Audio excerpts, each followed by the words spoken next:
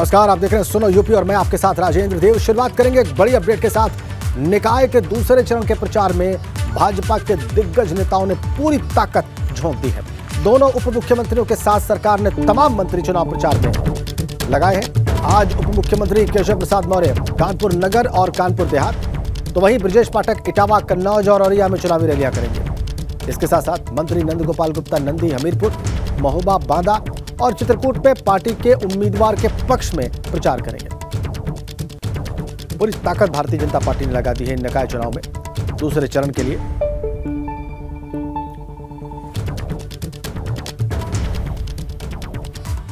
जिन उम्मीदवारों के पक्ष में ये मंत्री धुआंधार प्रचार करने जा रहे हैं, आइए आपको बताते हैं। कानपुर नगर निगम में उम्मीदवार हैं प्रमिला पांडे भाजपा की, वंदना वाजपेयी सपा की, आशनी अवस्थी कांग्रेस की और अर्चना निषाद बसपा की।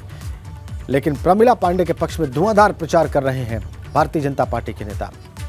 और दूसरे चरण में कानपुर नगर निगम का चुनाव होना है, इसके लिए पूरी ताकत झोंक दी है। तमाम बड़े नेताओं का उत्तर प्रदेश भाजपा के दौरा जारी है। दोनों डिप्टी सीएम भी चुनावी जनसभाएं करेंगे।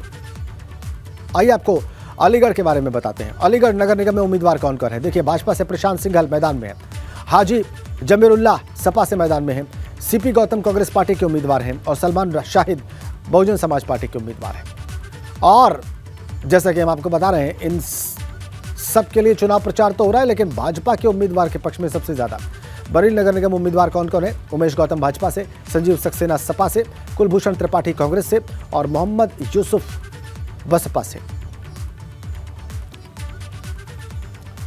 तो आइए दूसरे चरण के लिए जो चुनाव प्रचार हो रहा है उसके बारे में और ज्यादा जानकारी प्राप्त करते हैं। कुछ जानकारियां मैंने आपको दी, कुछ और जानकारियां इसमें जोड़ेंगे हमारे संवाददाता शैलेश अरोड़ा, जो इस वक्त हमारे साथ जुड़े हुए हैं। शैलेश, जो 3 नगर निगम हैं, कानपुर के, अलीगढ़ के, बरेली के, इनके उम्मीदवारों के बारे में मैंने बताया और भाजपा के जो तमाम बड़े नेता हैं उनके चुनाव प्रचार के बारे में भी मैंने जानकारी दी। लेकिन इसके अलावा अगर आपके पास कोई विशेष जानकारी हो इस चुनाव प्रचार के संबंध में तो हमारे दर्शकों के साथ साझा करें।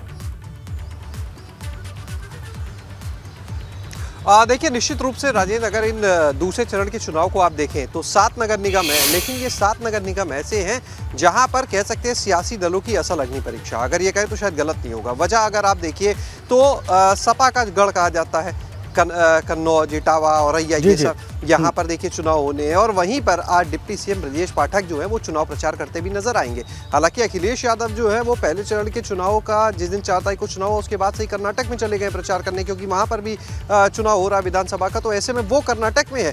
लेकिन उन्हीं के गढ़ में आज डिप्टी सीएम ब्रजेश पाठक चुनाव प्रचार करेंगे। कानपुर की आप बात करें तो वहां पर भी जो परिस्थितियां बनी थी, किसी से छुपा नहीं है कि जब भाजपा ने दोबारा से प्रमिला पांडे को उम्मीदवार बनाया तो किस तरह से खटास देखने को मिली थी पार्टी के अंदर से ही। लेकिन बाद में मान मनोवल हुआ, चीज़ों को सही किया गया। लेकिन वहाँ पर भी दोबारा अपनी सीट को बनाया जा सके, कमल खिलाया जा सके, इसके लिए लगातार पार्टी लगी है। और इसीलिए आज डिप्टी सीएम केशव प्रसाद मौर्य जो है वो कानपुर में कानपुर देहात जाएंगे और कानपुर में ही स्वतंत्र देव सिंह जो जल शक्ति मंत्री हैं उनका भी दौरा लगाया गया है। इसी तरह से अगर आप बाकी समीकरण देखिए तो जितने मंत्री हैं उनको अलग अलग जगह जरूर लगाया गया है। मुख्यमंत्री रोज सभाएं कर रहे हैं। आज हालांकि मुख्यमंत्री एक दिन के लिए कर्नाटक दौरे पर हैं, लेकिन इसके अलावा आप अगर देखें तो मेरठ और अलीगढ़ की सीट का भी आप जिक्र कर रहे थे। ये 2 ही सीटें थी जो 2017 के चुनाव में बसपा के पास चली गई थी। तब 16 नगर निगम हुआ करते थे और 2 सीटें उसमें से बसपा के पास चली गई। तो ऐसे में इन दोनों सीटों को अपने पाले में लाना भाजपा के लिए इस बार कड़ी चुनौती भी होगा। हालांकि अगर हम देखें तो बसपा की जो स्थिति है कि सीट छुपी नहीं है, लेकिन फिर भी कड़ी टक्कर वहां पर देखने को मिलेगी। इसके बाद आप बात करिए शाहजहांपुर की, तो शाहजहांपुर की जो सीट है वहां पर आप अगर देखें तो पहली बार नगर निगम बनाए, अगर पूर्व में जाएं तो सपा का वहां पर वर्चस्व रहा। सपा वहां पर काबिज रही जब परिषद हुआ करता था। लेकिन इस बार सपा के कैंडिडेट को ही भाजपा ने तोड़ दिया। अर्चना वर्मा को भाजपा अपने पास ले आई और कैंडिडेट भी बना दिया। तो ऐसे में यहाँ का मुकाबला जो है वो भी काफ़ी रोचक देखने को मिलेगा। तो कुल मिलाकर अगर आप इन चीज़ों को देखें तो जो सियासी दलों की असल अग्नि परीक्षा की हम बात कर रहे हैं वो दूसरे चरण में होने वाली है। और जो भाजपा लक्ष्य लेके चल रही है 17 के 17 नगर निगम जीतने का, तो उस लक्ष्य को हासिल करने के लिहाज से भी ये दूसरा चरण बहुत महत्वपूर्ण हो जाता है, क्योंकि उसके लिए आपको मेरठ और अलीगढ़ भी जीतना पड़ेगा जो पिछली बार नहीं जीत पाए थे। उसके लिए आपको शाहजहांपुर भी जीतना पड़ेगा जहाँ पर भले ही सपा के कैंडिडेट को तोड़ दिया गया हो, लेकिन जो पुराना रिकॉर्ड है वो सपा के फेवर का रहा है। तो इन सभी चीजों को बसपा के लिए चुनौती होगा कि 2 बसपा के दो अपने नगर निगम बताए जो पिछली बार भाजपा नहीं जीत पाई थी, लेकिन लक्ष्य जैसा कि आप बता रहे हैं इस बार 17 नगर निगमों को जीतने का है। और हम देख रहे हैं शैलेश कि कैसे भारतीय जनता पार्टी ने पूरी ताकत लगाई हुई है इसको जीतने के लिए, चाहे मुख्यमंत्री हों, चाहे दोनों उप मुख्यमंत्री हों, या बीजेपी के दूसरे बड़े नेता हों, उनके प्रदेश अध्यक्ष हों।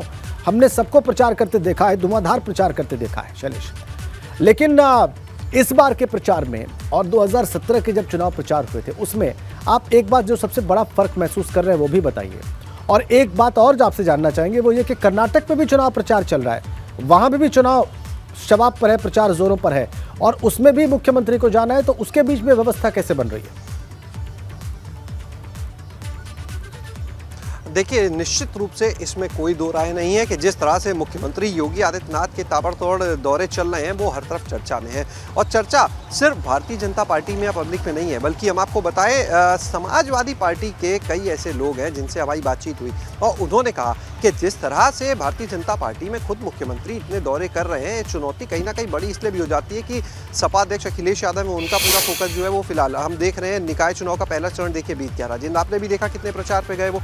उसके बाद कर्नाटक में जरूर दिखे। अब आप देखिए कि जब उनके गढ़ में चुनाव है तब भी वो 3 दिन के लगातार दौरे पर जो है कर्नाटक में। हालांकि सपा के ही कुछ नेताओं का ये भी मानना है कि कहीं ना कहीं जो निकाय चुनाव ये कार्यकर्ता का चुनाव है, लेकिन आगामी लोकसभा के लिहाज से वो लोग कर्नाटक के चुनाव को सेमीफाइनल के रूप में देखते हैं। तो ये एक अपने आप में दिलचस्प चीज है। मुख्यमंत्री योगी आदित्यनाथ की अगर बात करें, एक एक दिन में 3 से 5 चुनावी सभाएं उत्तर प्रदेश में, इसी बीच में कर्नाटक का दौरा, एक दिन भी उनका शेड्यूल यहाँ पर गायब हमने नहीं देखा है। जब से उनके प्रचार शुरू हुए, कभी वो उत्तर प्रदेश के किसी जिले में प्रचार करते नजर आते हैं, तो कभी उसके बाद वो जो बीच में गैप पड़ता है उसमें कर्नाटक में प्रचार कर रहे होते हैं स्टार प्रचारक के तौर पर।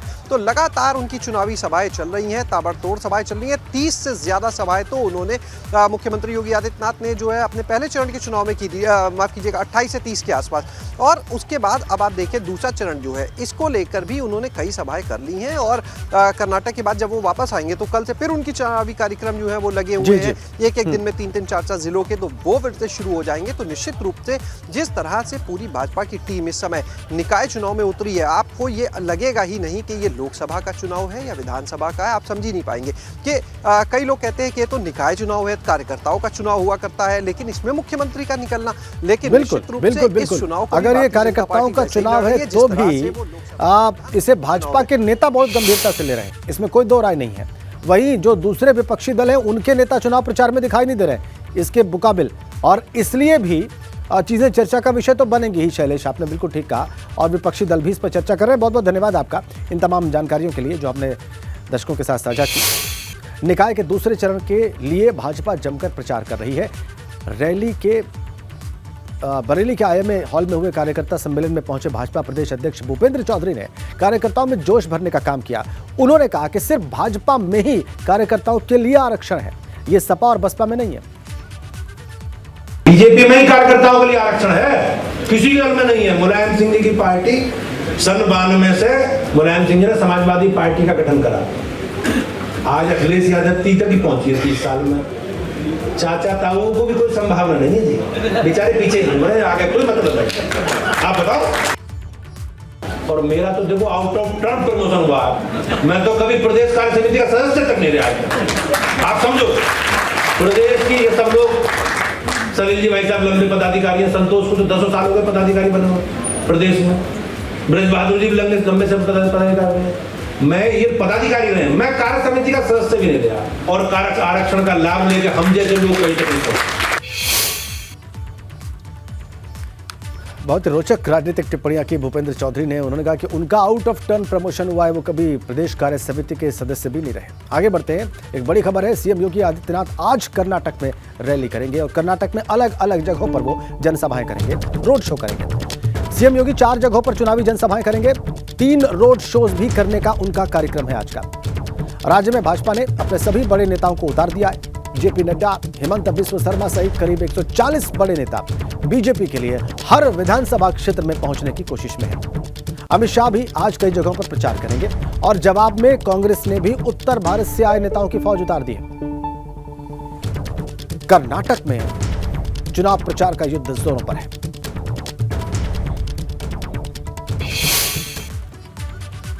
कर्नाटक में योगी हुंकार के बारे में आपको थोड़ा और विस्तार से बताते हैं। कुछ महत्वपूर्ण तथ्य हम आपके सामने रख रहे हैं। कर्नाटक में सीएम योगी की आज कहां चुनावी रैलियां हैं, आपको बताने जा रहे हैं हम। यूपी के मुख्यमंत्री योगी की कर्नाटक में 4 चुनावी रैलियां हैं आज। भाजपा उम्मीदवारों के पक्ष में वो चुनावी रैलियां करने जा रहे हैं आज। पहली रैली उनकी चिकमंगलुरु के कोप्पा में है और 26 अप्रैल और 30 अप्रैल को भी उन्होंने रैलियां की थी। 10 मई को कर्नाटक विधानसभा के लिए वोट डाले जाएंगे।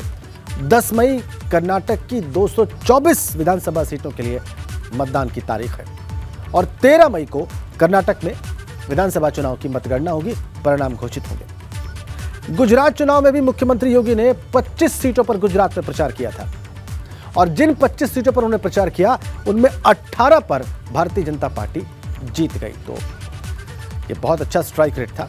25 पर उन्होंने गुजरात में 25 सीटों पर प्रचार किया था, 18 पर भारतीय जनता पार्टी विजयी रही थी। अब कर्नाटक में प्रचार करने उतरे हैं और आज उनकी 4 चुनावी रैलियां और रोड शोज भी 3। और मुख्यमंत्री योगी के अलावा सपा के अध्यक्ष अखिलेश यादव के कर्नाटक दौरे का आज दूसरा दिन है। आज भी वो सपा प्रत्याशियों के पक्ष में प्रचार करेंगे। सपा ने गुजरात में 1 विधानसभा सीट जीतने के बाद अब कर्नाटक की 224 विधानसभा सीटों में 14 सीटों पर अपने उम्मीदवार उतारे हैं। यहाँ की 5 सीटों पर सपा अपनी जीत तय मानकर चल रही है और इनमें अफजलपुर, कलबुर्गी, सोरबा, चित्रदुर्ग पर मजबूत स्थिति में होने का दावा है समाजवादी पार्टी का। अखिलेश यादव के कर्नाटक दौरे का आज दूसरा दिन। 14 सीटों पर सपा के उम्मीदवार अपनी किस्मत आजमा रहे हैं। उनके पक्ष में प्रचार करने के लिए कैंप कर रहे हैं कर्नाटक में ही अखिलेश यादव। और जैसा कि अभी हमारे संवाददाता बता रहे थे कि समाजवादी पार्टी कर्नाटक के चुनाव को जरूर लोकसभा चुनाव से पहले एक महत्वपूर्ण चुनाव मान रही है। इसे सेमीफाइनल के तौर पर भी देखा जा रहा है।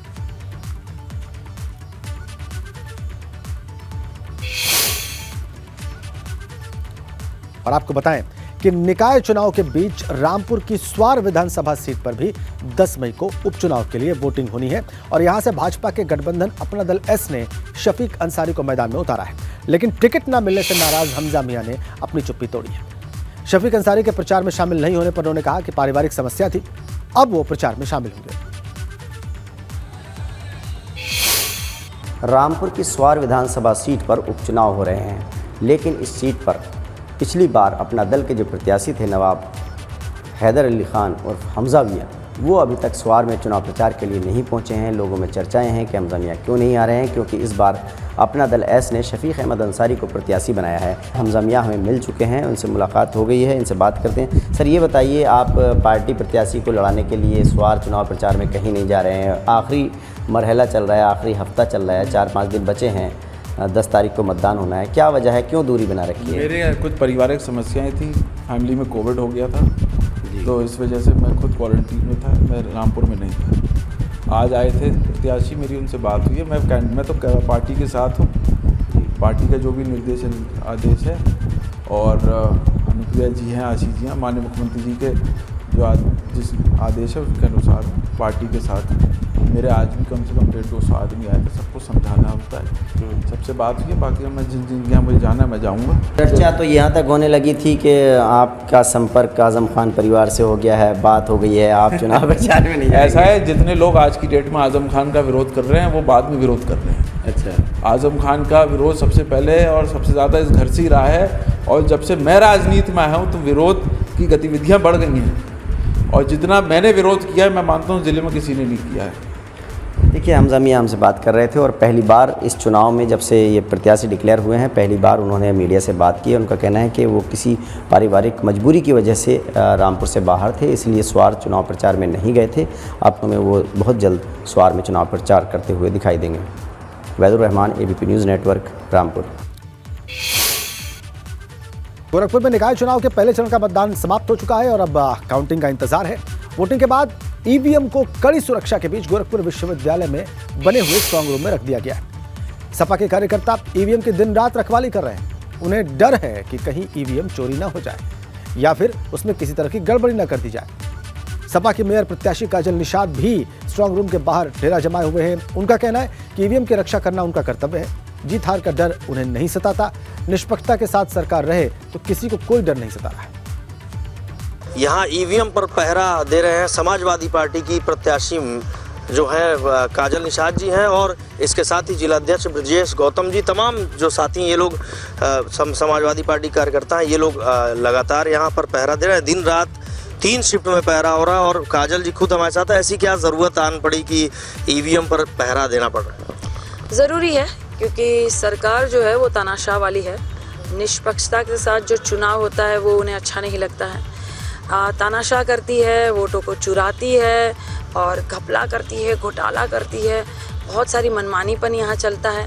तो ज़रूरी है कि अपने फल की रक्षा की जाए। जो हमने अपनी मेहनत से उगाया हुआ फल है, जो हमारा धन है, उसकी हम रक्षा करेंगे स्वयं। पूर्व का जो अनुभव रहा है, उस अनुभव के आधार पर जो आम जनमानस में ये चर्चा है कि धांधली हो सकती है, उसको ध्यान में रखते हुए समाजवादी पार्टी के राष्ट्रीय अध्यक्ष आदरणीय अखिलेश यादव जी के निर्देश पर हम समाजवादी पार्टी गोरखपुर के समाजवादी पार्टी के प्रत्याशी श्रीमती काजल निषाद जी के जो चुनाव हुआ है, हम सब इस बात को लेकर गर्वान्वित हैं कि आम जनमानस ने बड़े पैमाने पर चुनाव चिन्ह साइकिल पर वोट दिया है।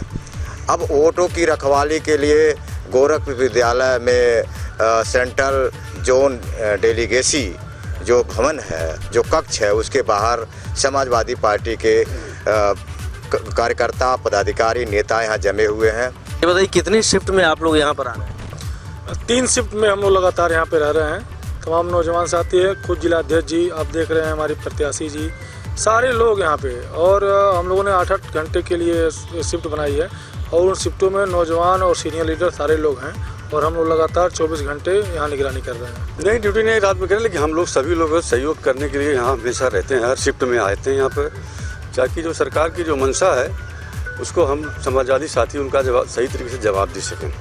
डरने वाले नहीं हैं और यहाँ पर वे दिन रात जब तक मतगणना नहीं होगी तब तक ईवीएम की सुरक्षा करेंगे और ऐसे ही पहरा ईवीएम पर देते रहेंगे। नीरज श्रीवास्तव, एबीपी गंगा, गोरखपुर।